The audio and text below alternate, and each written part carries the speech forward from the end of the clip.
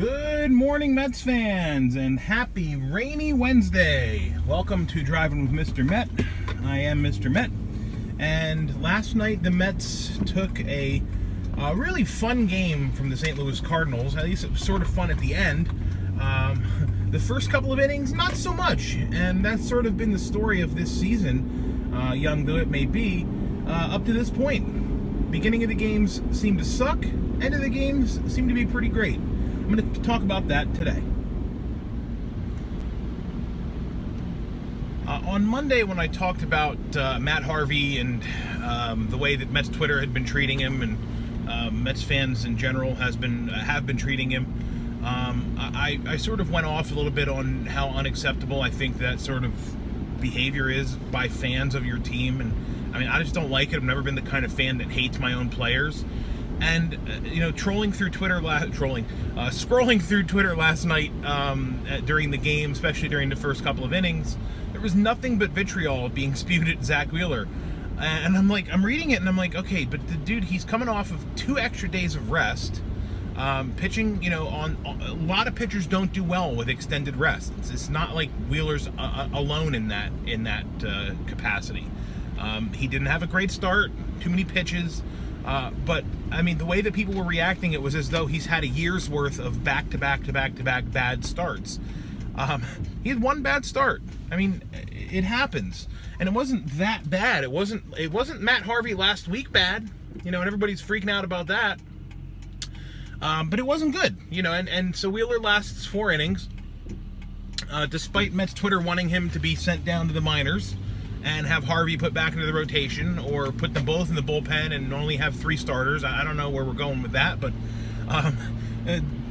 Wheeler goes 4, and then we get Matt Harvey making his debut out of the bullpen, and Twitter was its normal self, just terrible, mean, nasty, and I'm sorry, but this is a guy who's clearly got physical limitations now, and he has those physical limitations because he pushed himself in 2015 against doctor's orders, against his agent's orders, and hindsight being 2020, as much as we all loved his performance in Game 5 of the World Series, the game that we eventually lost anyway, maybe it would have been better off for Matt Harvey to not make that start, to not push himself into the postseason, and to follow doctor's orders. Because he's selfish. That's the narrative that we get on Twitter about Matt Harvey. He's so selfish. He does everything for himself. Like pitching 60 more innings than he should have, and throwing n number of pitches more than he should have after Tommy John surgery. He probably cost himself a ginormous payday because of the injuries that came after him pushing himself. But I digress. This is not going to be me yelling about Matt Harvey again, even though, by the way, I am wearing my Matt Harvey jersey underneath this jacket. Back to last night's game. Once again, the Mets found themselves trailing in the later innings, and once again they come back, and they come back to tie the game while Wheeler was still pitching. Matt Harvey, of course, gives up the 1 run in relief over 2 innings, and is on the hook to be the losing pitcher until the Mets tie the game and push it to extra innings, and eventually go ahead with the game-winning home run by Jay Bruce, who my friend Steve called that Bruce was coming out of it, said his swings were looking better earlier in the game, and there was that big blast home run, and that was a blast. Of course, if we're talking about blast home runs, I'd be remiss if I didn't mention the Cespedes bullet, missile, whatever you want to call it, that he hit to tie the game at 4. That was unbelievable. That home run got out so quick. It was just awesome to see.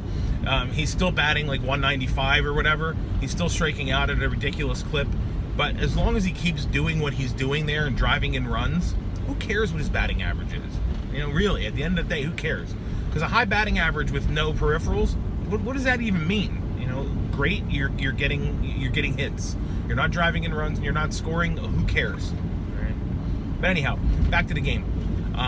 So Jay Bruce, I think, is the breakout star for the game last night. But we've got to throw out the accolades to the bullpen last night, who Matt Harvey aside, who I didn't think was terrible, but he wasn't good. He did give up the 1 run.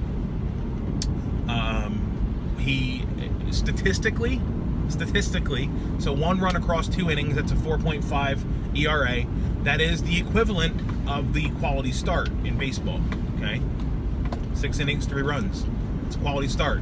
So he gave you a quality start in a third of the time. Silver lining, whatever.